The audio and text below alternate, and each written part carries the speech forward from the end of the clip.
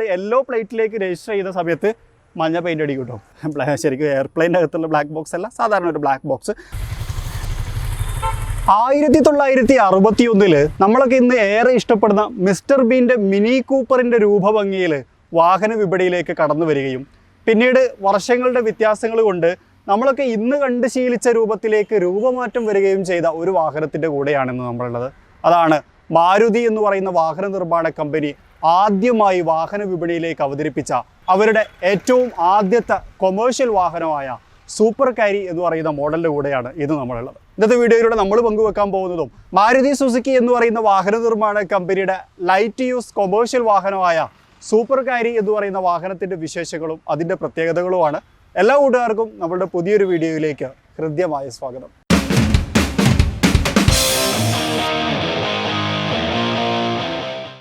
ആയിരത്തി 1961 സുസുക്കി എന്ന് പറയുന്ന വാഹന നിർമ്മാണ കമ്പനി സെമി കാബോവർ എന്ന് പറയുന്ന കാറ്റഗറിയിൽ ഉൾപ്പെടുത്തി സൂപ്പർ കാരി എന്ന് പറയുന്ന വാഹനത്തെ വാഹന വിപണിയിലേക്ക് അവതരിപ്പിക്കുന്നത്. അന്ന് ഞാൻ നേരത്തെ പറഞ്ഞതുപോലെ തന്നെ നമ്മളൊക്കെ ഏറെ കണ്ട് ശീലിച്ച അല്ലെങ്കിൽ നമ്മൾ ഒരുപാട് ഇഷ്ടപ്പെട്ട മിസ്റ്റർ ബീൻ്റെ മിനി കൂപ്പറിൻ്റെ ഫ്രണ്ട് ഭാഗത്തിൻ്റെ ഒരു രൂപഭംഗിയായിരുന്നു ഈ സെമി കാബോവർ വാഹനത്തിനുണ്ടായിരുന്നത്. പിന്നീട് 1965 ഒരു മാറ്റം വന്നുവെങ്കിലും 1966 മുതൽ, അതായത് തേർഡ് ജനറേഷൻ സൂപ്പർ കാരി മുതലാണ് ശരിക്കും ഇന്ന് നമ്മൾ കാണുന്ന ഈ രൂപഭംഗിയിലേക്ക് ഈ വാഹനം വന്നത് എന്ന് പറയാം. അതായത് 1966 വന്ന മാറ്റമാണ് ഇന്ന് നമ്മൾ കാണുന്ന രൂപത്തിൽ, അല്ലെങ്കിൽ നമ്മളൊക്കെ നേരത്തെ കണ്ട് ശീലിച്ച ഒരു ഒമിനിയുടെയൊക്കെ ഏകദേശം ഒരു ചായ്വിലേക്ക് സൂപ്പർ കാരി വന്നത് എന്ന് നമുക്ക് പറയാൻ കഴിയും. ഫ്രണ്ടിൽ നിന്ന് കാണുന്ന സമയത്ത് കൂടുതൽ കാര്യങ്ങൾ ഒന്നും തന്നെ പറയാനില്ല എന്നുള്ളതാണ് ഒരു വലിയ പ്രത്യേകത. കാരണം മനോഹരമായിട്ടുള്ള ഒരു ഹാലജൻ ഹെഡ്ലാമ്പ് യൂണിറ്റ് നമുക്ക് കാണാം. ഈ ഹാലജൻ ഹെഡ്ലാമ്പ് യൂണിറ്റിനെ മനോഹരം എന്ന് വിശേഷിപ്പിക്കാനുണ്ടായ ഒരു കാരണം ഇതിൻ്റെ ഇൻഡിക്കേറ്ററിൻ്റെ ഈ ഭാഗത്തെ ഒന്ന് സെപ്പറേറ്റ് ആക്കി കൊടുത്തിട്ടുണ്ട് എന്നുള്ളതാണ്. കാരണം വെച്ചാൽ അതൊന്നും ഇങ്ങനെ പുറത്തേക്ക് പ്രൊജക്റ്റ് ചെയ്ത് നിൽക്കുന്നത് നല്ല ഭംഗിയുണ്ട്. അതുപോലെ തന്നെ ഫ്ലാറ്റുകളായിട്ടുള്ള ഒരു ഗ്രില്ല് ഭാഗവും നമുക്ക് കാണാം. ശരിക്കും പറഞ്ഞാൽ ഇതിനെ ഗ്രില്ല് എന്ന് വിശേഷിപ്പിക്കാൻ പറ്റില്ല, കാരണം ഇതൊരു front engine rear wheel drive വാഹനമാണ് എന്നിരുന്നു കഴിഞ്ഞാലും ഇതിൻ്റെ എഞ്ചിൻ സ്ഥിതി ചെയ്യുന്നത് ശരിക്കും മിഡ് ഫ്രണ്ട് എഞ്ചിൻ എന്ന് പറയുന്ന ഒരു വിഭാഗത്തിൽ ഉൾപ്പെടുത്താവുന്ന തരത്തിലാണ്. അത് നമുക്ക് ഡീറ്റെയിൽ ആയിട്ട് പറയാം. കാരണം എഞ്ചിൻ കാണിക്കുന്ന സമയത്ത് എനിക്ക് കുറച്ചുകൂടി കറക്റ്റായിട്ട് മനസ്സിലാവും. ഇവിടെ നമുക്ക് സുസുക്കിയുടെ ഒരു ലോഗോ കൊടുത്തിട്ടുണ്ട്. ഇവിടെ നമുക്കൊരു റിഫ്ലക്ഷന് വേണ്ടിയിട്ട് ഒരു സ്ട്രിപ്പ് കൊടുത്തിട്ടുണ്ട്. ശരിക്കും ലാമ്പല്ല, ഒരു സ്ട്രിപ്പ് മാത്രമാണ്. സൂപ്പർ കാരി എന്ന് പറയുന്ന ബാഡ്ജിങ് കാണാം, താഴത്തെ എയർ ഡാം യൂണിറ്റ് കാണാം, അതുപോലെ തന്നെ ഒരു റിഫ്ലക്ഷൻ യൂണിറ്റും അവിടെ കൊടുത്തിട്ടുണ്ട്. നല്ല ഉയർന്ന ഗ്രൗണ്ട് ക്ലിയറൻസ് നമുക്ക് ഈ വാഹനത്തിനകത്ത് കാണാൻ കഴിയും. ഈ ഒരു ഗ്രൗണ്ട് ക്ലിയറൻസ് കാണുന്ന സമയത്ത് തന്നെ ശരിക്കും ഈ ഒരു വാഹനത്തെ നമ്മൾ റോട്ടിൽ കാണുന്ന സമയത്ത് ഒരു പക്ഷേ ഭയങ്കരമായിട്ടുള്ള ഒരു കാറിൻ്റെ അല്ലെങ്കിൽ ഒമിനി അല്ലെങ്കിൽ ഒരു വാനിൻ്റെ ഒക്കെ ഒരു രൂപഭംഗിയിൽ നമുക്ക് ഫീൽ ചെയ്തേക്കാം. പക്ഷേ ഉയർന്ന ഗ്രൗണ്ട് ക്ലിയറൻസ് പ്രൊവൈഡ് ചെയ്തതോടുകൂടി എങ്ങോട്ടും നമുക്ക് ആവശ്യമുള്ള ലഗേജുകൾ അല്ലെങ്കിൽ നമുക്ക് ആവശ്യമുള്ള വെയിറ്റുമായിട്ട് കയറിപ്പോവാൻ ഈ വാഹനത്തെ പ്രാപ്തമാക്കുന്നു എന്ന് പറയാം. ശരിക്കും പറഞ്ഞാൽ സൂപ്പർ കാരി എന്ന് പറയുന്ന മോഡലിൻ്റെ പെട്രോൾ എഡിഷനാണ് ഇപ്പോൾ നമ്മൾ കണ്ടുകൊണ്ടിരിക്കുന്നത്. ആദ്യം നമുക്കൊരു ഡീസൽ എഡിഷൻ ഉണ്ടായിരുന്നു, ഒരു 800cc ഡീസൽ എഞ്ചിൻ. പിന്നീട് അത് നമുക്കറിയാം, സുസുക്കി എന്ന് പറയുന്ന വാഹന നിർമ്മാണ കമ്പനി ഡീസൽ എന്ന് പറയുന്ന കാര്യത്തോട് വിട പറഞ്ഞതോടുകൂടി പെട്രോളിൻ്റെ അകത്താണ് ഇപ്പോൾ ഇത് അവൈലബിൾ ആയിട്ട് വരുന്നത്. ഒപ്പം തന്നെ നമുക്കൊരു CNG എഞ്ചിനുമുണ്ട്. CNG എഞ്ചിനിലേക്ക് വരുന്ന സമയത്ത് ഒരുപാട് ടെക്നോളജിക്കലി ആയിട്ടുള്ള വ്യത്യാസങ്ങളുണ്ട്. അതൊക്കെ നമുക്ക് അതത് സമയങ്ങളിൽ പറയാം. ഇപ്പോൾ നമുക്കിവിടെ സൂപ്പർ കാരി എന്ന് പറയുന്ന ഒരു ബാഡ്ജിങ് കാണാം. ഈ ബാഡ്ജിങ്ങിൻ്റെ താഴെ ടെർബോ എന്ന് പറഞ്ഞിട്ടൊരു ബാഡ്ജ് വരുന്ന തരത്തിൽ നമുക്കൊരു ഡീസൽ എഞ്ചിൻ വന്നിരുന്നു. അതുപോലെ തന്നെ ഇപ്പോൾ നമുക്ക് ഇനി CNG വരുന്ന സമയത്ത് ഇവിടെ CNGയുടെ ഒരു ബാഡ്ജിങ് കാണാം. അതൊരു ഗ്രീൻ കളറിലുള്ള ഒരു ഗ്രാഫിക്സ് ഒക്കെ കൊടുത്തിട്ട് അത് അങ്ങനെയാണ് കൊടുത്തിട്ടുള്ളത്. പിന്നെ അതിന് ഒരു പ്രത്യേകത എന്ന് പറഞ്ഞാൽ ഇപ്പോൾ നമ്മൾ ഈ കാണുന്നത് കൊമേഴ്ഷ്യൽ, അതായത് നമ്മൾ യെല്ലോ പ്ലേറ്റിലേക്ക് രജിസ്റ്റർ ചെയ്ത സമയത്ത് മഞ്ഞ പെയിൻ്റ് അടിക്കും കേട്ടോ. അപ്പോൾ ഇതിൻ്റെ ഈ ഭംഗിയിലൊരു ചെറിയ വ്യത്യാസം ഉണ്ടായിരിക്കും. അതുപോലെ തന്നെ വൈപ്പർ യൂണിറ്റ് കാണാം. അതുപോലെ തന്നെ ഇവിടെ നമുക്ക് വാഷിംഗ് യൂണിറ്റ് കാണാം. ഈ വാഷിംഗ് യൂണിറ്റൊക്കെ ശരിക്കും നമ്മൾ പണ്ട് ഒമിനിയിൽ കണ്ട രൂപത്തിലുള്ള ഒരു വാഷിംഗ് യൂണിറ്റ്, 2 കുറ്റികളായിട്ട് കൊടുത്ത് അതൊരു നൊസ്റ്റാൾജിയ. അതുപോലെ തന്നെ വലിയ വിൻഷീൽഡ് ഉണ്ട്. റോട്ടിൽ നമ്മൾ ഡ്രൈവ് ചെയ്യുന്ന സമയത്ത് നല്ലൊരു വ്യൂ കിട്ടാനും അതുപോലെ തന്നെ ഒരു ക്യാപ്റ്റൻ പൊസിഷൻ കിട്ടാനും ഒക്കെ ആ ഒരു വലിയ വിൻഷീൽഡ് നമ്മളെ സഹായിക്കും. പിന്നെ നമ്മൾ സൈഡിലേക്ക് വരികയാണെന്നുണ്ടെങ്കിൽ ഇവിടെ നമുക്ക് മാനുവലി അഡ്ജസ്റ്റ് ചെയ്യുന്ന ഒരു സൈഡ് വ്യൂ മിറർ ഉണ്ട്. ഇതിനകത്ത് ഇൻഡിക്കേറ്ററോ കാര്യങ്ങളൊന്നും കൊടുത്തിട്ടില്ല. ഞാൻ പറഞ്ഞ ആ ഒരു ഇൻഡിക്കേറ്ററിൻ്റെ മുഴപ്പുണ്ടല്ലോ, അത് വേണമെങ്കിൽ നമുക്ക് സൈഡിൽ നിന്നും കാണാം എന്നുള്ളത് കൊണ്ടായിരിക്കും. അത് മാനുവലി അഡ്ജസ്റ്റ് ചെയ്തതാണ്. ഒരു സാധാ ബേസിക് ആയിട്ടുള്ള ഒരു മിറർ സിസ്റ്റം. അതുപോലെ തന്നെ ഇവിടെ നമുക്കൊരു സൂപ്പർ കാരി എന്ന് പറയുന്ന അതിൻ്റെ ഭാഗമായിട്ട് കാരി എന്ന് പറയുന്ന ഒരു ബാഡ്ജിങ് കൊടുത്തിട്ടുണ്ട്. ഡോറൊക്കെ ലോക്ക് ചെയ്ത ഓപ്ഷൻ കാണാം. അതുപോലെ തന്നെ 13 ഇഞ്ച് സ്റ്റീൽ വീൽ ഓപ്ഷനാണ് ഈ വാഹനത്തിനകത്ത് കൊടുത്തിട്ടുള്ളത്. അതിനകത്ത് നമുക്ക് സസ്പെൻഷൻ കാണാം. പേഴ്സൺ സ്റ്റഡ് സസ്പെൻഷനാണ് വന്നിട്ടുള്ളത്. മക്ഫേഴ്സൺ എന്ന് പറയുന്ന സമയത്ത് നമ്മൾ പല കാറുകളും റിവ്യൂ ചെയ്യുന്ന സമയത്ത് പറഞ്ഞ തരത്തിലുള്ള ഒരു സസ്പെൻഷനാണ് ഫ്രണ്ടിൽ വന്നിട്ടുള്ളത്. ബാക്കിലേക്ക് വരുന്ന സമയത്ത് ലീഫ് സസ്പെൻഷനാണ്. പക്ഷേ ഫ്രണ്ടിൽ അത്യാവശ്യം, അതായത് ഇപ്പോൾ നമ്മൾ ക്യാബിൻ്റെ അകത്ത്, പാസഞ്ചർ ഇരിക്കുന്ന ക്യാബിൻ്റെ അകത്ത് കൂടുതൽ കംഫർട്ട് തരാൻ വേണ്ടിയിട്ട് ഈ മക്ഫേഴ്സൺ സ്ട്രട്ട് സസ്പെൻഷൻ നമ്മളെ സഹായിക്കുമെന്ന് തന്നെയാണ് ഞാൻ പ്രതീക്ഷിക്കുന്നത്. പിന്നെ ഇവിടെ നമുക്കൊരു ഭാഗം കൊടുത്തിട്ടുണ്ട്. ഇത് ശരിക്കും പറഞ്ഞാൽ ഒരു ഡിസൈൻ എലമെൻ്റ് ആയിട്ട് കൊടുത്താണെന്ന് എനിക്ക് തോന്നുന്നു. കാരണം അവിടെ അങ്ങനെ ഒരു പ്രത്യേക ഇതൊന്നും കണ്ടില്ല, അതിനൊരു ഉപയോഗം എന്താണെന്ന് എനിക്ക് മനസ്സിലായില്ല. ഇത് സൈഡിലേക്ക് വന്നു കഴിഞ്ഞാൽ ഇവിടെ നമുക്കൊരു ഫ്യൂവൽ ടാങ്കിൻ്റെ ഓപ്ഷൻ കാണാം. ഇത് നമ്മൾ CNGയിലേക്ക് വരികയാണെന്നുണ്ടെങ്കിൽ ഇവിടെ ശരിക്കും ഇതിൻ്റെ കൂടെ തന്നെ CNG ഫില്ല് ചെയ്യാനുള്ള ഒരു ഓപ്ഷനും നമുക്ക് കാണാം. കീട്ട് ഓപ്പൺ ചെയ്യുന്ന തരത്തിലാണ് ഇവിടെ കൊടുത്തിട്ടുള്ള ഒരു ബ്ലാക്ക് ബോക്സ്. ശരിക്കും എയർപ്ലെയിൻ്റെ അകത്തുള്ള ബ്ലാക്ക് ബോക്സ് അല്ല, സാധാരണ ഒരു ബ്ലാക്ക് ബോക്സ്. അപ്പോൾ നമുക്ക് അവിടെ കുറച്ച് എംപ്റ്റി സ്പേസസ് നമുക്ക് കാണാം. നിങ്ങൾക്ക് കാണുന്നുണ്ടോ എന്ന് എനിക്കൊരു സംശയമുണ്ട്. അവിടെ ശരിക്കും നമുക്കൊരു കാലിയുള്ള ഭാഗം, അവിടെ നമുക്ക് 2 CNG ഫ്യൂവലിൻ്റെ ഭാഗവും നമുക്ക് കൊടുത്തിട്ടുണ്ട്. അങ്ങനെയാണ് ശരിക്കും ഇതിനെ ക്രമീകരിച്ചിട്ടുള്ളത്. PV യൂണിറ്റ് കാണാം. LSP യൂണിറ്റ് എന്ന് പറഞ്ഞു കഴിഞ്ഞാൽ ഫ്രണ്ടിൽ നമുക്ക് ഡിസ്ക് ബ്രേക്കും അതുപോലെ തന്നെ ബാക്കിലേക്ക് വരുന്ന സമയത്ത് ഡ്രം ബ്രേക്കുമാണ്.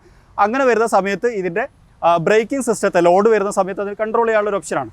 നമുക്കിവിടെ ലീഫ് സ്പ്രിംഗ് സസ്പെൻഷൻ്റെ ഭാഗങ്ങളൊക്കെ കാണാം. 740 കിലോഗ്രാമാണ് ഈ വാഹനത്തിൻ്റെ ലഗേജ് കപ്പാസിറ്റി എന്ന് പറയുന്നത്. 7 അടി നീളവും കാരിയറാണ് ഇതിനകത്ത് ലഗേജ് കയറ്റാൻ വേണ്ടി കൊടുത്തിട്ടുള്ളത്. അപ്പോൾ അതിൻ്റെ സ്നോർക്കൽ ഭാഗങ്ങളൊക്കെ നമുക്ക് അവിടെ കാണാം. CNGയിലേക്ക് വരുന്ന സമയത്ത് ഒരു പ്രഷർ റിലീസിങ് പൈപ്പും ഈ ഒരു ഭാഗത്ത് നമുക്ക് കാണാൻ കഴിയും. ഒരു ചെറിയ പ്ലാസ്റ്റിക്കിൻ്റെ ഒരു ചെറിയ ഭാഗം നമുക്ക് കാണാം. കാരിയർ ഓപ്പൺ ചെയ്യുന്ന ഭാഗം, അത് നമ്മൾ ട്രഡീഷണൽ സിസ്റ്റത്തിൽ കൊടുത്തിട്ടുണ്ട്. അതുപോലെ തന്നെ ക്യാരി എന്ന് പറഞ്ഞിട്ടൊരു ഭാഗം കാണാൻ കഴിയും. അതുപോലെ തന്നെ നമ്മൾ ഫ്രണ്ടിൽ കണ്ടതിൻ്റെ കളർ ചേഞ്ചോട് കൂടിയിട്ട് റിഫ്ലക്ഷൻ യൂണിറ്റ് കൊടുത്തിട്ടുണ്ട്. ഫ്രണ്ടിൽ നമ്മൾ വൈറ്റ് കണ്ടു, ബാക്കിൽ റെഡാണ്. അതുപോലെ തന്നെ മാരുതി സുസുക്കി എന്ന് പറയുന്നൊരു ബാഡ്ജിങ് കാണാം. AM മോട്ടോഴ്സിൻ്റെ ഒരു ബാഡ്ജിങ് കാണാം. AM മോട്ടോഴ്സിൻ്റെ ആണ് നമ്മൾ ഈ വാഹനം റിവ്യൂ ചെയ്യുന്നത്. നിങ്ങൾക്ക് എന്തെങ്കിലും എൻക്വയറീസ് ഒക്കെ ഉണ്ടെന്നുണ്ടെങ്കിൽ AM മോട്ടോഴ്സിനെ ബന്ധപ്പെടാം. നമ്മുടെ ഡിസ്ക്രിപ്ഷൻ്റെ അകത്ത് നമ്പറുണ്ട്. ഈ മാരുതി സുസുക്കി എന്ന് എഴുതിയത് ശരിക്കും കണ്ട സമയത്ത് എനിക്ക് ഭയങ്കര നൊസ്റ്റാൾജിയ ഫീൽ വന്നു. കാരണം നമ്മളിപ്പോൾ ഏറെക്കുറെ ഇത് കണ്ട് മറന്നു കഴിഞ്ഞു. കാരണം പഴയ 800-ലൊക്കെ സജീവമായിട്ട് ഇങ്ങനത്തെ ഒരു ബാഡ്ജിങ് നമുക്ക് കാണാമായിരുന്നു. പക്ഷേ ഇപ്പോൾ എന്തോ പല കാരണങ്ങൾ കൊണ്ട് മാരുതി ഇല്ല, സുസുക്കി മാത്രമല്ല ഈ ഒരു ഡിസൈൻ സ്റ്റൈലൊന്നും അല്ല ഇപ്പോൾ പുതിയ വാഹനങ്ങളിനകത്ത് വരുന്നത്. അപ്പോൾ അതൊരു നൊസ്റ്റാൾജിക് എഫക്റ്റ് എനിക്ക് തന്നു. അതുപോലെ തന്നെ ഇവിടെ റിഫ്ലക്ഷൻ യൂണിറ്റ് കൊടുത്തിട്ടുണ്ട്. അതുപോലെ തന്നെ താഴെ നമുക്ക് ടെയിൽ ലാമ്പ് യൂണിറ്റ് കാണാം. പഴയ തരത്തിൽ ഇപ്പം പണ്ട് കാലത്തുണ്ടായിരുന്ന തരത്തിൽ തന്നെയുള്ള ഹാലജൻ, അതുപോലെ തന്നെ ആ ഒരു എല്ലാതും കൂടി ഒരുമിച്ച് പല കളർ ചേഞ്ചുകളായിട്ട് വന്നിട്ടുള്ളത് നല്ല രസമുണ്ട് കാണാൻ. താഴേക്ക് വന്നു കഴിഞ്ഞാൽ നമ്മുടെ എക്സോസ്റ്റ് യൂണിറ്റ് കാണാം. എക്സോസ്റ്റ് യൂണിറ്റ് അങ്ങ് ഫ്രണ്ടിൽ നിന്ന് തുടങ്ങിയിട്ട് ബാക്കിലേക്ക് ഇങ്ങനെ വരികയാണ്. അതുപോലെ തന്നെ ഇവിടെ നമുക്ക് സ്പെയർ വീൽ ഭാഗവും കാര്യങ്ങളൊക്കെ കാണാം. പാർക്കിംഗ് സെൻസർ കൊടുത്തിട്ടുണ്ട്. അത് 2021 വന്ന പുതിയ ചേഞ്ചാണ്. കാരണം പുതിയ നിയമപ്രകാരം ഇതിനകത്തൊക്കെ റിവേഴ്സ് പാർക്കിംഗ് സെൻസറുകൾ ആവശ്യമുള്ളതുകൊണ്ട് തന്നെ ആ ഒരു ഭാഗവും കാര്യങ്ങളൊക്കെ കൊടുത്തിട്ടുണ്ട്. അപ്പോൾ ഇത്രയാണ് ബാക്കിൽ നിന്ന് നമുക്ക് കാര്യമായിട്ട് പറയാനുള്ളത്. CNGയിലേക്ക് വരുന്ന സമയത്ത് ഇതിൻ്റെ കട്ട് ഓഫും കാര്യങ്ങളും ഒക്കെ അങ്ങനെ ഒരുപാട് ടെക്നോളജികളുണ്ട്. അതൊക്കെ പറയണമെന്നുണ്ടെങ്കിൽ ശരിക്കും നമുക്ക് CNG തന്നെ കിട്ടേണ്ടതുണ്ട്. തൽക്കാലം നമ്മളെ കയ്യിൽ CNG ഇല്ല. പിന്നെ ഡോറ് തുറന്ന് നമ്മുടെ ക്യാബിൻ ഭാഗത്തേക്ക് വന്നു കഴിഞ്ഞാൽ ഇതാണ് ശരിക്കും പാസഞ്ചർ ക്യാബിൻ എന്ന് നമുക്ക് വിശേഷിപ്പിക്കാം. ഇതിനകത്ത് 2 ആളുകൾക്ക് ഇരിക്കാമെന്നാണ് കമ്പനി അവകാശപ്പെടുന്നത്. എന്നിരുന്നാലും 3 ആളുകൾക്കൊക്കെ നിഷ്പ്രയാസം ഇരിക്കാൻ കഴിയും. കാരണം എന്ന് വെച്ച് കഴിഞ്ഞാൽ 2 സീറ്റുകൾ തമ്മിൽ ഗ്യാപ്പില്ല. അതുപോലെ തന്നെ അവിടെ ഒരു സെൻട്രൽ ടണലോ അല്ലെങ്കിൽ അങ്ങനത്തെ തടസ്സങ്ങളോ കാര്യങ്ങളോ ഒന്നും തന്നെ ഇല്ല. വളരെ പ്ലെയിൻ ആയിട്ടാണ്. അപ്പോൾ നമുക്ക് എന്തായാലും നിഷ്പ്രയാസം 3 ആളുകൾക്ക് യാത്ര ചെയ്യാൻ പറ്റും. അതുപോലെ തന്നെ ഈ ഒരു ഭാഗത്തിൻ്റെ കപ്പാസിറ്റി ഞാൻ പറഞ്ഞു നമുക്ക് 740 കമ്പനി അവകാശപ്പെടുന്നത്. ഞാൻ കമ്പനി അവകാശപ്പെടുന്നതെന്ന് പറയാനുള്ള കാരണം സാധാരണ നിങ്ങൾ ആലോചിച്ചാൽ മതി, നമ്മൾ ഇതിനകത്ത് എത്രത്തോളം ലഗേജ് കയറ്റും എന്നുള്ളത്. ഇപ്പോൾ ഇരുമ്പിൻ്റെ ആണെന്നുണ്ടെങ്കിൽ ഉയരത്തിൽ പൊന്തിക്കൊന്നുമില്ലല്ലോ.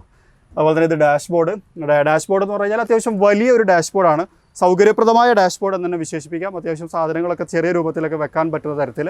അതുപോലെ തന്നെ ഇവിടെ ഒരു ഗ്ലോ ബോക്സ് ഉണ്ട്, ലോക്കബിളാണ്, നമുക്ക് ആവശ്യമുണ്ടെങ്കിൽ ലോക്ക് ചെയ്ത് വെക്കാം. അതുപോലെ തന്നെ ഇവിടെ നമുക്കൊരു സ്പേസ് കൊടുത്തിട്ടുണ്ട്. വേണമെങ്കിൽ ഒരു മ്യൂസിക് സിസ്റ്റം കണക്ട് ചെയ്തോളൂ എന്നാണ് കമ്പനി നമ്മളോട് പറയുന്നത്. അവിടെ അങ്ങനെ ഒരു സ്പേസ് കൊടുത്ത്.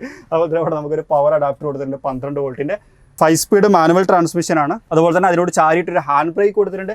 ഇവിടെയും ഒരു സ്റ്റോറേജ് സ്പേസ് കൊടുത്തിട്ടുണ്ട്. തീർച്ചയായിട്ടും ഒരു ക്യാരി പർപ്പസ് ഉള്ള ഒരു വാഹനമായതുകൊണ്ട് തന്നെ ലഗേജ് സ്പേസിന് അത്യാവശ്യം നല്ല പ്രാധാന്യമുണ്ട്. അതുപോലെ തന്നെ ഇവിടെ കണ്ടോ അത്യാവശ്യം നല്ല സ്പേസാണ്. നമുക്കൊക്കെ നിഷ്പ്രയാസം. ഇപ്പോൾ എനിക്കൊക്കെ സംബന്ധിച്ച് ഞാൻ ഇപ്പോൾ ഇവിടെ ഇരുന്ന് യാത്ര ചെയ്യുന്ന സമയത്തൊക്കെ കാലൊന്നും മുട്ടാണ്ട് തന്നെ നല്ല രൂപത്തിലിരുന്ന് യാത്ര ചെയ്യാം. മാനുവലി കൺട്രോൾ ചെയ്യുന്ന വിൻഡോ, ഡോർ ലോക്ക് അൺലോക്ക്, അതുപോലെ തന്നെ ഹാൻഡിൽ തുടങ്ങിയിട്ടുള്ള കാര്യങ്ങളൊക്കെ ഡോർ സൈഡിലും കൊടുത്തിട്ടുണ്ട്. ഈ ഡോറിൻ്റെ മറ്റൊരു പ്രത്യേകത എന്ന് പറഞ്ഞു കഴിഞ്ഞാൽ നമുക്കുണ്ടോ വൈഡായിട്ട് ഓപ്പൺ ചെയ്യാൻ പറ്റുന്നുണ്ട്. അപ്പോൾ നിഷ്പ്രയാസം ഇതിലേക്ക് കയറാനും ഇറങ്ങാനും, ഇനി കയ്യിലൊരു ബോക്സ് ഒക്കെ ഉണ്ടെങ്കിലും വലിയ പ്രശ്നമൊന്നുമില്ലാതെ അതിലേക്ക് കയറി ഇറങ്ങാൻ പറ്റും എന്ന് തന്നെയാണ് എനിക്ക് തോന്നിയത്. മിഡിൽ ക്രമീകരിച്ചിട്ടുള്ള ഫ്രണ്ട് എഞ്ചിൻ എന്ന് പറയാനുണ്ടായ കാരണം എന്താ വെച്ച് കഴിഞ്ഞാൽ ഈ വാഹനത്തിൻ്റെ എഞ്ചിൻ ക്രമീകരിച്ചിട്ടില്ല കേട്ടോ. ഫ്രണ്ടിൽ ശരിക്കും ഫ്രണ്ടിൻ്റെ നടുഭാഗത്തായിട്ടാണ്, വേണമെങ്കിൽ നമുക്കൊരു മിഡ് എഞ്ചിൻ എന്നൊക്കെ പറയാമല്ലോ. കാരണം സീറ്റിൻ്റെ താഴ്ഭാഗത്താണ് ഈ വാഹനത്തിൻ്റെ എഞ്ചിൻ ക്രമീകരിച്ചിട്ടുള്ളത്. 1196 cc എഞ്ചിനാണ് ഈ വാഹനത്തിനകത്തുള്ളത്. നേരത്തെ ഡീസലിനകത്ത് വന്നിട്ടുണ്ടായിരുന്നത് 800 cc എഞ്ചിനായിരുന്നു, അത് മാറ്റിയിട്ടുണ്ട്. CNGയുടെ അകത്തും ഇതേപോലെ തന്നെ ഒരു 1.2 ലിറ്റർ എഞ്ചിൻ തന്നെയാണ് വരുന്നത്. രണ്ടിനെയും പവർ വ്യത്യാസമുണ്ട്, അതുപോലെ തന്നെ മൈലേജിനും കാര്യമായ വ്യത്യാസമുണ്ട്. പെട്രോൾ എഞ്ചിൻ കമ്പനി അവകാശപ്പെടുന്നത് 16 km/ലിറ്റർ എന്നുള്ള രൂപത്തിലാണ്. CNGയിലേക്ക് വരുന്ന സമയത്ത് ഏകദേശം ഒരു 23.2 km/ലിറ്റർ എന്നുള്ള രൂപത്തിലാണ്. CNG ശരിക്കും പറഞ്ഞു കഴിഞ്ഞാൽ 1 കിലോ CNG ഫില്ല് ചെയ്യാൻ നമുക്ക് 58 രൂപയാണ് വരുന്നത്. ഈ 58 രൂപയ്ക്ക് നമ്മളൊരു കിലോ CNG ഫില്ല് ചെയ്ത് കഴിഞ്ഞാൽ ഏകദേശം 24 കിലോമീറ്ററോളം നമുക്ക് യാത്ര ചെയ്യാം. അങ്ങനെ 24 കിലോമീറ്റർ യാത്ര ചെയ്യുമ്പോൾ നമുക്ക് 1 കിലോമീറ്ററിന് ചിലവാകുന്നത് 2.5 രൂപ മാത്രമാണ്. നിങ്ങളൊന്ന് ആലോചിച്ച് നോക്കി, വെറുതെ അല്ലല്ലോ ആളുകൾ CNGനെ ഇങ്ങനെ പ്രൊമോട്ട് ചെയ്യാൻ തുടങ്ങുന്നത് അല്ലേ. CNG കൂടി നമ്മൾ പരിഗണിക്കേണ്ടിയിരിക്കുന്ന സമയമായിട്ടുണ്ട് എന്നാണ് എനിക്ക് തോന്നിയത്. അത് മാത്രമല്ല സൂപ്പർ കാരിക്ക് അത്യാവശ്യം CNG നല്ല ഡിമാൻഡ് ഉണ്ട് കേട്ടോ, വണ്ടി കിട്ടാനില്ല എന്നാണ് പറഞ്ഞു കേട്ടത്. അപ്പോൾ അതും ഒരു നല്ലൊരു കാര്യം. കാരണം എന്ന് വെച്ച് കഴിഞ്ഞാൽ പെട്രോളിൻ്റെ വില ശരിക്കും പറഞ്ഞാൽ സെഞ്ചുറി ആയി. ഇനി ഇത് എങ്ങോട്ട് പോകുമെന്ന് നമുക്കൊന്നും പ്രഡിക്റ്റ് ചെയ്യാൻ പറ്റാത്തൊരു സിറ്റുവേഷനിലാണ് നിലവിലുള്ളത്. അപ്പോൾ തീർച്ചയായിട്ടും നമുക്ക് CNG എന്ന് പറയുന്ന ഒരു ഓപ്ഷൻ കൂടി പരിഗണിക്കാവുന്നതാണ് എന്നുള്ളതാണ്. സ്റ്റിയറിംഗ് വീൽ വരുന്നത് റാക്ക് ആൻഡ് പീനിയൻ സ്റ്റിയറിംഗ് വീലാണ്, ഇലക്ട്രിക് അല്ല. അതുപോലെ തന്നെ അതൊരു വലിയ സ്റ്റിയറിംഗ് വീലായിട്ട് എനിക്ക് തോന്നി. അത് നമുക്കൊരു വലിയ വാഹനം ഓടിക്കുന്ന ഒരു ഫീൽ തരാൻ സഹായിക്കും എന്നുള്ളതാണ്. അതുപോലെ തന്നെ സ്റ്റാർട്ട് സ്റ്റോപ്പ് ഭാഗം ഇവിടെയാണ് ക്രമീകരിച്ചിട്ടുള്ളത്. നമ്മുടെ പഴയ കണ്ട് ശീലിച്ച ഒരു കീ സിസ്റ്റം നമുക്കിതിനകത്ത് കാണാം. ഹെഡ്ലാമ്പിൻ്റെ കൺട്രോളും കാര്യങ്ങളൊക്കെ നമുക്ക് കാണാം. ഇവിടെയും ഒരു സ്റ്റോറേജ് സ്പേസ് കൊടുത്തിട്ടുണ്ട്. പെഡൽസ് കൊള്ളാം. അതുപോലെ തന്നെ ഇവിടുത്തെ ഒരു ഗ്യാപ്പൊക്കെ ഉണ്ട്. അപ്പോൾ അവിടെ ഇരിക്കുന്ന സമയത്ത് വലിയ അസ്വസ്ഥതകളൊന്നും നമുക്ക് ഫീൽ ചെയ്യില്ല എന്നുള്ളത് തന്നെയാണ്. അപ്പോൾ ഞാൻ കയറിയിരുന്നു, എനിക്ക് കാലൊന്നും ഇവിടെ തട്ടുന്നൊന്നുമില്ല. അപ്പം കാലൊക്കെ അത്യാവശ്യം നല്ല ഒരു വ്യത്യാസവും കാര്യങ്ങളൊക്കെ വരുന്നുണ്ട്. ഇതാണ് നമ്മുടെ ഇൻസ്ട്രുമെൻറ്റ് ക്ലസ്റ്റർ വന്നിട്ടുള്ളത്. ഇപ്പോൾ ഞാൻ വണ്ടി ഓൺ ആക്കിയിട്ടില്ല. സ്പീഡോമീറ്ററും അതുപോലെ തന്നെ ഫ്യൂവലിൻ്റെ ഡീറ്റെയിൽസും കാര്യങ്ങളൊക്കെ കാണിക്കുന്ന ഒരു ഭാഗം നമുക്കിവിടെ കാണാം. 80 km/h ആണ് ടോപ്പ് സ്പീഡ്, 120 വരെ കൊടുത്തിട്ടുണ്ട്. പിന്നെ ഇവിടെ നമുക്കൊരു ഡമ്മി ബട്ടൻ്റെ ഭാഗം കാണാം. ഇത് ശരിക്കും CNGയിലേക്ക് വരുന്ന സമയത്ത് ഇവിടെ പെട്രോളും അതുപോലെ തന്നെ CNGയെ നമുക്ക് ആവശ്യാനുസരണം സെലക്ട് ചെയ്യാനുള്ള ഒരു ഓപ്ഷൻ ഇവിടെ കൊടുത്തിട്ടുണ്ട്. CNGയിലേക്ക് വരുന്ന സമയത്ത് നമുക്കൊരു പെട്രോൾ ടാങ്ക് ഉണ്ട് കേട്ടോ. സാധാരണഗതിയിൽ വാഹനം ഓഫ് ചെയ്ത് കഴിഞ്ഞാൽ ഇതിൻ്റെ ഫ്യൂവൽ സിസ്റ്റം ഓട്ടോമാറ്റിക്കലി പെട്രോളിലേക്ക് മാറുകയും സ്റ്റാർട്ട് ചെയ്യുന്ന സമയത്ത് പെട്രോൾ ഉപയോഗിച്ച് സ്റ്റാർട്ട് ചെയ്യും, പിന്നെ ഓട്ടോമാറ്റിക്കലി CNGയിലേക്ക് വരുവാണ് ചെയ്യുന്നത്. അങ്ങനെ ഒരു സിസ്റ്റം ഉണ്ട്. ഇനി നമുക്ക് വേണമെന്നുണ്ടെങ്കിൽ ഇപ്പം CNG തീരാനായി, അപ്പോൾ നമ്മൾ പെട്രോളിലേക്ക് മാറ്റണമെന്നുണ്ടെങ്കിൽ ഈ ബട്ടൺ പ്രസ് ചെയ്ത് കൊടുത്തു കഴിഞ്ഞാൽ നമുക്ക് പെട്രോളിലേക്ക് കൊണ്ടുവരാം എന്നുള്ളതാണ്. അങ്ങനെ ഒരു ഓപ്ഷൻ ഉണ്ട്. അതുപോലെ തന്നെ ഇവിടെ ഹെഡ്ലാമ്പിൻ്റെ ഓപ്ഷനും കാര്യങ്ങളൊക്കെ കാണാം. സ്റ്റിയറിംഗ് വീല് കൊള്ളാം അല്ലേ, നല്ല രസമുണ്ട്. അപ്പോൾ ഈ ഹോൺ എനിക്ക് നല്ല ഇഷ്ടമായി. കാരണം സാധാരണഗതിയിൽ ഒരു സിമ്പിൾ ഹോണാണ് പലരും കൊടുക്കാറുള്ളത്, പക്ഷേ ഇത് സിമ്പിൾ ആണെങ്കിൽ പോലും അടിപൊളിയല്ലേ, കൊള്ളാം. അപ്പോൾ ഇത് നമ്മൾ ട്രാൻസ്മിഷനെ കുറിച്ച് നമ്മൾ പറഞ്ഞു. ഇത്രയാണ് നമുക്ക് ഫ്രണ്ടിൽ നിന്നും അതുപോലെ തന്നെ ഈ വാഹനത്തെക്കുറിച്ചും ഡീറ്റെയിൽ ആയിട്ട് പറയാനുള്ളത്. ഇവിടെ നമുക്ക് നമ്മുടെ റിയർ വ്യൂ മിറർ കാണാം. ഈ റിയർ വ്യൂ മിററും അതുപോലെ തന്നെ ഈ വലിയ ഗ്ലാസും നമ്മളെ ശരിക്കും ബാക്കിലേക്കുള്ള ഒരു വ്യൂ നമുക്ക് നല്ല രൂപത്തിൽ പ്രൊവൈഡ് ചെയ്യേണ്ടത് പറയട്ടോ. ഇത് ശരിക്കും ഇങ്ങോട്ട് ഓപ്പൺ ആക്കാം പറ്റുന്ന തരത്തിലുള്ളതാണ്. അപ്പോൾ അത് നല്ലൊരു വ്യൂ നമുക്ക് ശരിക്ക് പ്രൊവൈഡ് ചെയ്യുന്നുണ്ട്. സീറ്റുകളൊക്കെ ഫാബ്രിക് അപ്പോൾസ്റ്റോട് കൂടി വന്നിട്ടുള്ള സീറ്റുകളാണ്. ഇരിക്കുന്നതിന് കുഴപ്പമൊന്നുമില്ല. നമ്മളൊരു സാധാരണ ഒരു ബെഞ്ചിലൊക്കെ ഇരിക്കുന്ന ഒരു ഫീൽ ഉണ്ട്. അത് കംഫർട്ട് ഉണ്ട്, കുഴപ്പമൊന്നുമില്ല. സീറ്റിംഗ് അടിപൊളിയാണ്. അപ്പോൾ ഇനി നമുക്കിതൊന്ന് ഓടിച്ച് നോക്കണം. ഓടിച്ച് നോക്കുന്ന സമയത്തുള്ള പ്രത്യേകതകളും ഓടിച്ച് നോക്കുന്ന സമയത്ത് നമുക്ക് കിട്ടുന്ന ഫീലുകളെ കുറിച്ചൊക്കെ ഒന്ന് പറയാം. അപ്പോൾ നമുക്ക് വേഗം എന്ത് ചെയ്യാം, ഡ്രൈവ് വീഡിയോയിലേക്ക് പോകാം.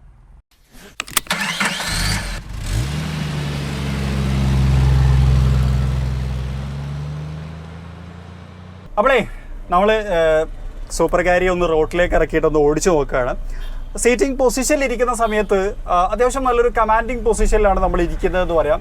റോട്ടിൽ നിന്ന് നല്ല ഉയർന്ന പൊസിഷനിൽ, അതുപോലെ തന്നെ നല്ല വിസിബിലിറ്റിയാണ്. നമുക്ക് സറൗണ്ടിൽ നടക്കുന്ന എല്ലാ കാര്യങ്ങളും അറിയാം. ബാക്കിലത്തെ ഇത് ബാക്കിൽ അടവാണ് എന്നുള്ളത് ഒഴിച്ചിട്ട് നമ്മൾ വ്യൂവിൻ്റെ കാര്യം പരിഗണിക്കുകയാണെങ്കിൽ ശരിക്കും നമുക്കൊരു 360 വ്യൂ ഒരു കമാൻഡിങ് പൊസിഷനിൽ കിട്ടേണ്ടതെന്ന് പറയാം. അതുപോലെ തന്നെ സ്റ്റിയറിംഗ് വീല് വലിയൊരു സ്റ്റിയറിംഗ് വീലാണ്. ശരിക്കും നമ്മൾ ആ ഒരു പഴയ വലിയ ലോറികൾ ഓടിക്കുന്ന ഒരു ഫീൽ വേണമെങ്കിൽ നമുക്ക് ജനറേറ്റ് ചെയ്ത് ഓടിക്കാം എന്നുള്ളത് കൂടി ഒരു പ്ലസ് പോയിന്റ് ആയിട്ട് തോന്നി. പിന്നെ കയറിയിരുന്ന് ഡ്രൈവിംഗ് സ്റ്റാർട്ട് ചെയ്യുന്ന സമയത്ത് തോന്നിയ രണ്ട് കാര്യങ്ങൾ, ഒന്ന് ഇതിനകത്ത് AC ഇല്ല എന്നുള്ളതാണ്. രണ്ടാമത്തെ ഒരു കാര്യം, ഡീസൽ എഞ്ചിനിൽ നിന്ന് മാറിയിട്ട് പെട്രോളിലേക്ക് വരുന്ന സമയത്ത് നമുക്ക് ഫീൽ ചെയ്തേക്കാവുന്ന ഒരു വ്യത്യാസം ഇതിൻ്റെ ഒരു ക്ലച്ചിൻ്റെ ബുദ്ധിമുട്ടാണ്. ചില ആളുകൾക്ക് ക്ലച്ച് താങ്ങിയെടുക്കേണ്ട ഒരു ഫീല് വരാറുണ്ട്, ചില ആളുകൾക്ക് അത് പ്രശ്നമില്ല, നോർമലി തന്നെ നമുക്ക് എടുത്ത് മുന്നോട്ട് കൊണ്ടുപോകാം. ഓടിച്ച് തുടങ്ങുന്ന സമയത്തുള്ള ഒരു ഫീൽ എന്ന് പറഞ്ഞു കഴിഞ്ഞാൽ ശരിക്കും പറഞ്ഞു കഴിഞ്ഞാൽ നമ്മളൊരു സൂപ്പർ ക്യാരി ഓടിക്കുന്നു അല്ലെങ്കിൽ ഒരു ക്യാരിയും വാഹനം ഓടിക്കുന്നു എന്നുള്ളൊരു ഫീലൊന്നും ശരിക്കും നമുക്ക് അങ്ങനെ ജനറേറ്റ് ആയി വരുന്നില്ല എന്നുള്ളതാണ്. നമ്മളൊരു നിരനിരയായിട്ടുള്ള ഒരു ഹമ്പിലേക്ക് എത്തിയിട്ടുണ്ട്. ആ സമയത്ത് നമുക്ക് ഇതിൻ്റെ സസ്പെൻഷനെ കുറിച്ചൊന്ന് പറയാം. കേട്ടോ, വളരെ കൂളായിട്ട് മക്ഫേഴ്സൺ സ്ട്രട്ട് സസ്പെൻഷൻ ആണെന്ന് ഞാൻ പറഞ്ഞു. സാധാരണഗതിയിൽ പല കാറുകളിലും വരുന്ന സസ്പെൻഷനാണ്. അതുകൊണ്ട് തന്നെ ക്യാബിനിലേക്ക് അങ്ങനെ കാര്യമായിട്ട് റോഡിൻ്റെ അസ്വസ്ഥതകളൊന്നും ഫീൽ ചെയ്യിപ്പിക്കാത്ത തരത്തിലുള്ള ഒരു കാര്യം നമുക്ക് ഈ വാഹനത്തിനകത്ത് കിട്ടുന്നുണ്ട്. അത് ശരിക്കും പറഞ്ഞാൽ ഒരു പ്ലസ് പോയിന്റ് തന്നെയാണ്. കാരണം നമ്മൾ ലഗേജ് ഇട്ട് പോകുന്ന സമയത്ത് ഇതിനേക്കാളും കൂടുതൽ കുറച്ചും കൂടി ഒരു കംഫർട്ട് വരാൻ സാധ്യതയുണ്ട്. കാരണം വെയിറ്റ് വരുന്ന സമയത്ത് കുറച്ചും കൂടി നല്ലൊരു കംഫർട്ട് കിട്ടും കേട്ടോ. ശരിക്കും നമ്മൾ കിട്ടുന്ന ആ ഒരു റഫ് ചാട്ടമൊന്നും ഇതിനകത്തേക്ക് ഫീൽ ചെയ്യുന്നില്ല. വളരെ സ്മൂത്ത് ആയിട്ട് തന്നെയാണ്. അതിപ്പം ലഗേജ് ഇല്ലാതെ പോകുന്ന സമയത്തും അതുപോലെ തന്നെ ലഗേജ് ഇട്ട് പോകുന്ന സമയത്തും നല്ലൊരു കോൺഫിഡൻസ് ഡ്രൈവ് പ്രൊവൈഡ് ചെയ്യാൻ അത് സഹായിക്കും. അതുപോലെ തന്നെ നല്ലൊരു കംഫർട്ട് പ്രൊവൈഡ് ചെയ്യാൻ നമുക്കത് സഹായിക്കും. അതുപോലെ തന്നെ ഡ്രൈവ് ചെയ്യുന്ന സമയത്ത് നമ്മളിപ്പോൾ സാധാരണഗതിയിൽ ചില വാഹനത്തിനകത്ത് കാലുകളൊക്കെ തട്ടിയിട്ടും അതുപോലെ തന്നെ സ്റ്റിയറിംഗ് വീൽ തട്ടിയിട്ടുള്ള അസ്വസ്ഥതകളൊക്കെ ഉണ്ടായേക്കാം. പക്ഷേ ഇതിനകത്ത് അത്യാവശ്യം നല്ല സ്ഥല സൗകര്യവും നമുക്കകത്തുണ്ട്. ഒരു 1.2 ലിറ്റർ പെട്രോൾ എഞ്ചിനാണെന്ന് ഞാൻ പറഞ്ഞു. 72 ഹോഴ്സ് പവർ ഉൽപ്പാദിപ്പിക്കുന്ന ഒരു എഞ്ചിനാണ്. ഏകദേശം 92 Nm ഇതിന്റെ ടോർക്ക് ഉൽപ്പാദിപ്പിക്കുന്നത്. 80 km/h ആണ് ഇതിന്റെ ടോപ്പ് വേഗത എന്ന് പറയുന്നത്. ശരിക്കും പറഞ്ഞാൽ 80 km എന്നൊക്കെ പറയുമ്പോൾ അത്യാവശ്യം നല്ല സ്പീഡ് തന്നെയാണ്. കാരണം പല കാറുകളിലും നമ്മൾ ഇപ്പം പലപ്പോഴും ആ ഒരു വേഗതയിലേ പോകാൻ പറ്റുള്ളൂ. കാരണം ഒന്ന് റോഡിന്റെ പ്രശ്നം, അതുപോലെ തന്നെ ഒരിക്കലും കൺട്രോൾ ആവാത്ത തരത്തിലുള്ള ട്രാഫിക്കും ഒരു വലിയ പ്രശ്നമാണ്. വാഹനവുമായിട്ട് നമ്മളിങ്ങനെ മുന്നോട്ട് പോകുന്ന സമയത്ത് നമുക്ക് പങ്കുവെക്കാനുള്ള ചില കാര്യങ്ങൾ എന്ന് പറഞ്ഞാൽ ഇപ്പം ചെറിയ ചെറിയ ബിസിനസ് സംരംഭങ്ങൾക്ക് സാധ്യത കൂടി വരുന്നു. കൊറോണ എന്ന് പറയുന്ന വലിയൊരു മഹാമാരി നമ്മുടെ ജീവിത ചുറ്റുപാടുകളെ കാര്യമായി എഫക്ട് ചെയ്തിട്ടുണ്ട്. എന്നെയും അത് നല്ല രൂപത്തിൽ എഫക്ട് ചെയ്തിട്ടുണ്ടായിരുന്നു. ദീർഘമായൊരു റെസ്റ്റിന് ശേഷമാണ് ഇപ്പം ഞാൻ വീണ്ടും ഈ ഒരു വീഡിയോ ഷൂട്ടിംഗ് പോലെയുള്ള കാര്യങ്ങളിലേക്കൊക്കെ വന്നിട്ടുള്ളത്. അപ്പോൾ എല്ലാ മേഖലകളും ഇത് കാര്യമായി എഫക്ട് ചെയ്യുന്ന സമയത്ത് ചെറിയ ചെറിയ ബിസിനസ് സംരംഭങ്ങളെ എല്ലാവരും നന്നായിട്ട് പ്രോത്സാഹിപ്പിക്കണം എന്നുള്ളൊരു അപേക്ഷ കൂടിയുണ്ട്. അപ്പം അത്തരം സംരംഭങ്ങൾക്കൊക്കെ പറ്റിയ ഒരു വാഹനം, എന്നാൽ വലിയ ബിസിനസ് സംരംഭങ്ങൾക്കും ഉപയോഗിക്കാൻ സ്യൂട്ടബിൾ ആയിട്ടുള്ള ഒരു വാഹനം. പിന്നെ വേണമെങ്കിൽ ഇപ്പോൾ ഈ ഒരു വണ്ടി എടുത്തിട്ട് ഒരു ചെറിയ ഫാമിലിക്കൊക്കെ, ഒരു അച്ഛനും അമ്മയും മോളും 2 കുട്ടികളും ഒക്കെ ഉള്ള അങ്ങനത്തെ ഒരു സിസ്റ്റത്തിലുള്ള ഒരു ഫാമിലിക്ക് വേണമെങ്കിൽ അത്യാവശ്യം വിരുന്ന് പോകാനും പറ്റുന്ന തരത്തിലുള്ള ഒരു ചെറിയ പ്രീമിയം ഫീലൊക്കെ ഈ വാഹനത്തിനകത്ത് നമുക്ക് കിട്ടുന്നുണ്ട്. AC ഇല്ല എന്നുള്ളതൊരു വലിയ പ്രശ്നം തന്നെയായിട്ട് വേണമെങ്കിൽ നമുക്ക് എടുത്തു കാണിക്കാം. കാരണം ഇന്ത്യയിലെ ചൂട് ദൈനംദിനം കൂടി വന്നുകൊണ്ടിരിക്കുകയാണ്. അത് ഒരു പക്ഷേ ഭാവിയിൽ അപ്ഗ്രേഡ് ചെയ്ത് വരാൻ സാധ്യതയുണ്ട്. പിന്നെ ഫ്യൂൽ എഫിഷ്യൻസിയുടെ കാര്യം ഞാൻ ഓൾറെഡി പറഞ്ഞു. 16 km/l ആണ് പെട്രോളിൻ്റെ അകത്ത് കമ്പനി അവകാശപ്പെടുന്നത്. ലോഡൊക്കെ വരുന്ന സമയത്ത് നമുക്കൊരു 10 to 12 ഒക്കെ എക്സ്പെക്ട് ചെയ്യാം. അതുപോലെ തന്നെ CNGയിലേക്ക് വരുന്ന സമയത്ത് നമുക്കൊരു 22 ആണ്. അത് ലോഡ് വരുന്ന സമയത്ത് ഒരു 15 ഒക്കെ ആണെങ്കിൽ നമുക്ക് എക്സ്പെക്ട് ചെയ്യാം. 15, 16, 17 ആ റേഞ്ചിലൊക്കെ. അപ്പോൾ അതൊക്കെ ഒരു നല്ലൊരു ഫ്യൂൽ എഫിഷ്യൻസിയാണ്. കാരണം എന്ന് വെച്ച് കഴിഞ്ഞാൽ ലോഡുമായിട്ട് പോകുന്ന വാഹനങ്ങളാണ് ഇതൊക്കെ. ഇതൊന്നും ഇങ്ങനെ കാലിയായിട്ട് ഓടിച്ചുകൊണ്ടിരിക്കുന്ന ഒരു വാഹനങ്ങളല്ല എന്നുള്ളൊരു കാര്യം കൂടി നമ്മൾ ഓർക്കേണ്ടതുണ്ട്. പിന്നെ CNG എന്ന് പറയുന്നത് ശരിക്കും നല്ലൊരു ഓപ്ഷൻ ആയിട്ട് എനിക്ക് തോന്നി. കാരണം അത്രയും നല്ലൊരു മൈലേജ് ഫിഗർ നമുക്ക് തരുന്നുണ്ട്. മാത്രമല്ല അത്രയും നല്ലൊരു കോസ്റ്റും നമുക്ക് പ്രൊവൈഡ് ചെയ്യും. കാരണം ഞാൻ നേരത്തെ പറഞ്ഞതുപോലെ തന്നെ ഏകദേശം 2.5 രൂപയോളമാണ് 1 കിലോമീറ്റർ യാത്ര ചെയ്യാൻ നമുക്ക് ചിലവ് വരുന്നത് CNG ഫ്യൂൽ സ്റ്റേഷൻ മലപ്പുറം ജില്ലയിലൊക്കെ വന്നു തുടങ്ങി. ഇപ്പം വന്നിങ്ങനെ തുടങ്ങുന്നേ ഉള്ളൂ.